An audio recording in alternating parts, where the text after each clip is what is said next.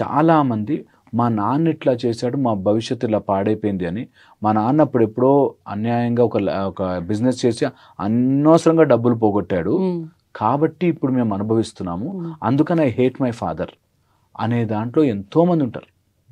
Simple అప్పుడెప్పుడో మా అమ్మని కొట్టాడు, అందుకని మాకు నాన్న అంటే ద్వేషం. ద్వేషం కాబట్టి రోజు గొడవ పెట్టుకుంటారు.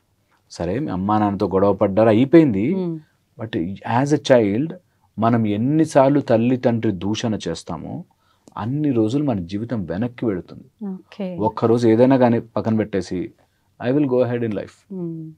చాలా ఇంపార్టెంట్. మనకి ఇప్పుడు గణపతి అవి కూడా వస్తుంటాయి కాబట్టి చెప్తున్నాను.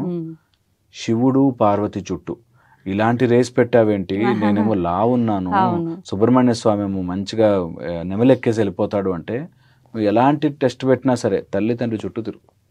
That's the rule. సో అందుకని తల్లి తండ్రి యొక్క ఆశీర్వాదం తీసుకున్న పిల్లవాడు 50% పాస్ మార్కులు వచ్చేసాయి. ఆశీర్వాదం అంటే ఏదో కాళ్ళు మొక్కి బలవంతం కాదు. From inside they are my parents రా, వాళ్ళని I cannot picturise them bad. That is మన ఇంపార్టెంట్ రూల్. అది తల్లి తండ్రి. గురువు, టీచర్ నన్ను కొట్టాడని బాధపడకూడదు.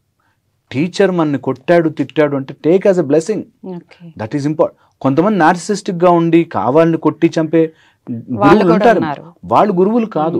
అలా టీచర్ ఎవరైనా అరే తప్పురా ఇది అంటే, అరే మా టీచర్ చెప్పింది, ఐ హావ్ టు చేంజ్ అనేవాడు నిజంగా బాగుపడతారు. దాంట్లోనూ దుర్మార్గులు నీచులు ఉంటారు, I know doubt about it. But అలాంటి వాళ్ళని కూడా don't hate them, move away from them. Best thing అది చేయడం. దానివల్ల మన లైఫ్ మారుతుంది. దానివల్ల మనం ఎంతో మందికి హెల్ప్ చేసేవాళ్ళం అవుతాం. మన లైఫ్ నాశనం కాకుండా ఉంటే మన జీవితం ద్వారా ఎంతో మందిని హెల్ప్ చేయొచ్చు. చాలా ఇంపార్టెంట్. హోప్ ఇది అర్థం కావాలి.